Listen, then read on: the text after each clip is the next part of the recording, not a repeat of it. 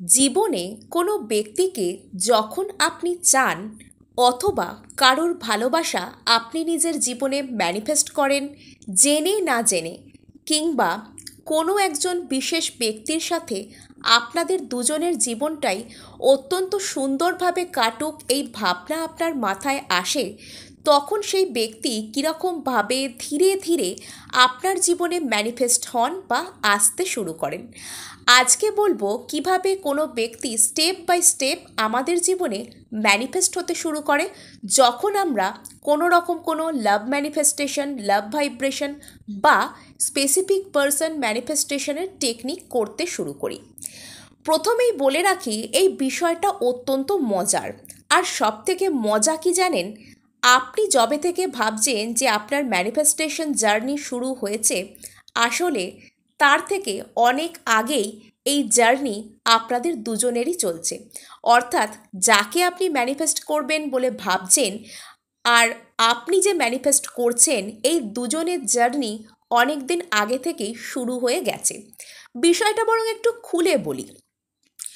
যখন আমরা কাউকে নিজের জীবনে ম্যানিফেস্ট করার কথা ভাবি বা কাউকে যখন আমরা আকর্ষণ করি, সেটা কোনো বস্তুই হোক, কোনো সিচুয়েশন হোক, অর্থাৎ কোনো একটা অবস্থা যেটার মধ্যে আর কি আমরা যেতে চাইছি, তখন কিন্তু সেই অবস্থা, সেই বস্তু, সেই ব্যক্তিও আমাদেরকে আকর্ষণ করে।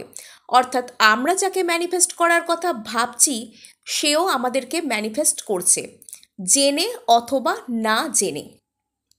এবং যে জিনিসটাকে আজকে থেকে আমি ম্যানিফেস্ট করছি বলে আমার মনে হচ্ছে, সেই জিনিসটার ম্যানিফেস্টেশন টেকনিক তো অনেক দিন আগেই শুরু হয়ে গেছে আমার মনের মধ্যে। এবং ব্রহ্মাণ্ড সব কিছু জানে কখন আমার সাথে কি ঘটবে, কোন ব্যক্তি, কি ধরনের ব্যক্তির সাথে আমরা মিলতে চলেছি এই পৃথিবীর বুকে, তার কাছে কোনো কিছুই অজানা নয়। কেননা আমাদের এনার্জি, আমাদের ভাইব্রেশন এটাই নির্ধারণ করে দেয় ঠিক কী ধরনের এনার্জিকে আমরা আকর্ষণ করতে পারবো বা করার কথা ভাবতে পারবো, এবং সেই প্রসেসে আমরা এগোতে পারবো। তো চলুন আমরা স্টেপ বাই স্টেপ বিষয়টা আরেকটু খুলে আলোচনা করি। এই যে এনার্জির পুশ অ্যান্ড পুল, অবচেতন মনে সে কখন থাকবে, কখন আপনার চেতন মনে থাকবে, কনসাস মাইন্ডে যখন হিট করে তখন এনার্জি কীরকম অবস্থায় আমাদেরকে দিয়ে কাজ করায়, বা সে যখন অবচেতনে গৃহীত হয়ে যায় তখনই বা আমাদের ভিতরকার অবস্থা কী থাকে, সেই বিষয়গুলো আজকে আমরা একটু আলোচনা করব। অর্থাৎ আজকের বিষয়টা একটু গভীরে যেতে চলেছে।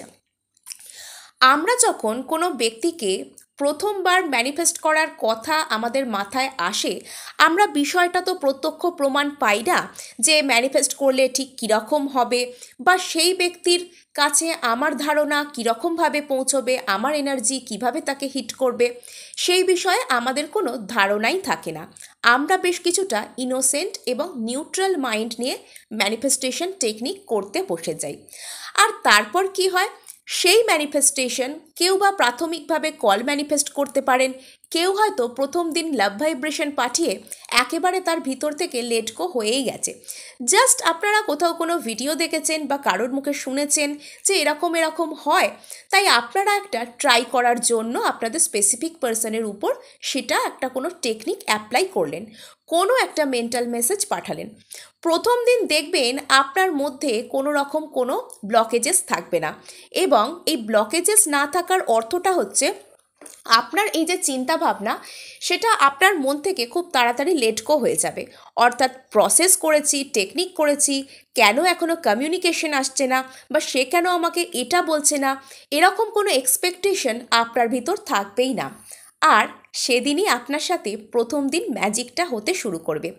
সেই দিন যেদিন আপনি টেকনিক করার পর আপনার মাথাতেই নেই, আপনি ভুলে গিয়েছেন, সেদিন হঠাৎ করে সেই ব্যক্তি আপনাকে নিজে থেকে ফোন, মেসেজ করবে, বা আপনার মনের মতন কোনো কথা সে আপনাকে বলতে পারে। এটা মোটামুটি 72 ঘন্টার মধ্যেই হয়ে যায় অনেকের সাথে। নেক্সট, আপনার এই বিষয়টার উপর ভরসা জন্মে গেল যে এরকম করলে নিশ্চয়ই আমার জীবনে সে আস্তে আস্তে ম্যানিফেস্ট হয়ে যাবে। তাহলে এরকম আমি ডেলি বেসিসে করতে থাকি।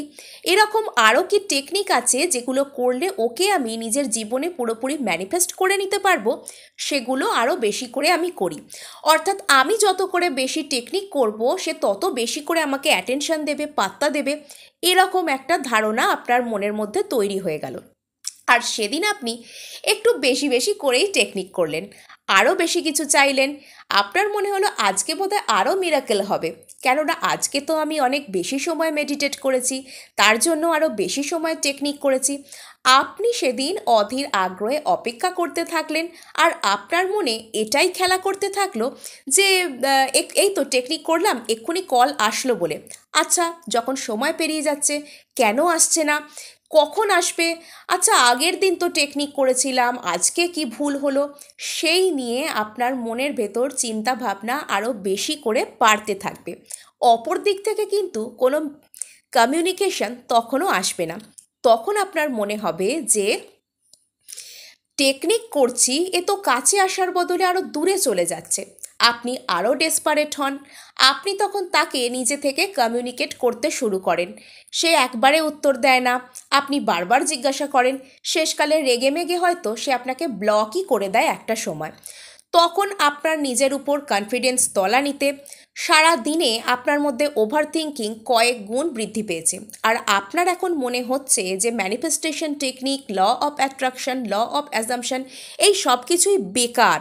এগুলো তো আমার জন্য উল্টো ফল দিচ্ছে। আমার ব্যক্তি, আমার স্পেসিফিক পার্সন অন্য কারোর কাছে চলে যাচ্ছে, আমার কাছে সে ছাড়া অন্য সবাই চলে আসছে, বা সে তো আমার থেকে দূরেই চলে গেল। এবার আমি কি করব রে বাবা, নির্ঘাত আমার সব টেকনিক ভুল হয়ে গেছে। ওভার থিঙ্কিং থেকে ওভার থিঙ্কিং, ওভার থিঙ্কিং থেকে নেগেটিভ থিঙ্কিং, তার মানে নিশ্চয়ই ওর জীবনে অন্য কেউ এসে গেছে, ওই জন্যই ও তো আমার থেকে চলে গেল। তার মানে বোধহয় আমার ম্যানিফেস্টেশন টেকনিকে কোনো ভুল হচ্ছে, ওই জন্যই আমার সাথে উল্টো ফল হলো। তার মানে ও বোধহয় আমার ভাগ্যেই নেই, তাই জন্য ডিভাইন আমার জীবন থেকে ওকে সরিয়ে দিল।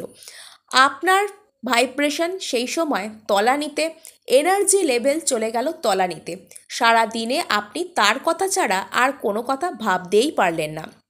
অর্থাৎ আপনার চেতন মন তার কথা সম্পূর্ণভাবে টেনশন করে গেল।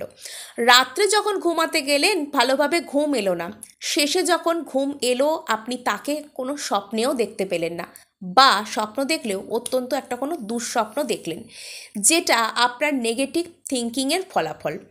এবার বলে দিই ওই ব্যক্তিটার সাথে তখন কি হয়। যখন আপনি এই কনফিডেন্স প্রথমবার টেকনিক করার পর কনফিডেন্স পেয়ে পেয়ে গিয়ে বেশি বেশি টেকনিক করতে শুরু করলেন, তখন ও আপনার এনার্জি দ্বারা এমনভাবে হিট হয় যে এতখানি এনার্জি কোনো মানুষের সেই সময়, সাধারণ মানুষের সেই সময় রিসিভ করবার মতন ক্ষমতা তার মধ্যে থাকে না। এবং কেউই চায় না যে নিজের এনার্জিকে অন্যের এনার্জির গ্রিপের ভেতর নিয়ে যেতে। তার যে এনার্জি, সেটার তো একটা বেসিক রেজিস্ট্যান্স রয়েছে, সে তার প্রতিরোধ ক্ষমতা আপনার এনার্জির বিরুদ্ধে গড়ে তোলে। তখন তার আপনার কথা ছাড়া অন্য যে কারোর কথা ভালো লাগে, সে তখন চায় আপনার থেকে দূরে দূরে থাকতে। আপনি যখন নিজের কনসাস মাইন্ডে এসে তাকে নিজে থেকে কমিউনিকেট করার চেষ্টা করলেন, বারবার তার পেছনে পড়ে যাওয়ার মতন করলেন, তখন সে আপনাকে ব্লক করে দিল। অ্যাকচুয়ালি এই এনার্জিটা তখন তার সাবকনসিয়াস মাইন্ডে কাজ করছে। অর্থাৎ আপনার পাঠানো যে এনার্জি, অর্থাৎ আপনাকে প্রপোজ করতে হবে, আপনাকে কমিটমেন্ট দিতে হবে, কি আপনাকে কমিউনিকেট করতে হবে, আপনার সাথে ভালো ব্যবহার করতে হবে, আপনার জীবনে তাকে থাকতে হবে, এগুলো তখন তার এনার্জির অংশ, তার অবচেতন মনের অংশ। এগুলো তার রিয়েলিটির অংশ নয়। এবং এগুলো, এই যে এই সমস্ত বিষয়গুলো করতে হবে, কমিউনিকেশন, কমিটমেন্ট, এই ইত্যাদি ইত্যাদি যে বিষয়গুলো, এগুলো এখন আপনার চেতন মনের অংশ। যখন আপনি ওভার থিঙ্কিং করছেন, এটা আপনার অপচেতন মনের অংশ নয়, বা আপনার যে পিওর এনার্জি সেটার অংশ নয়।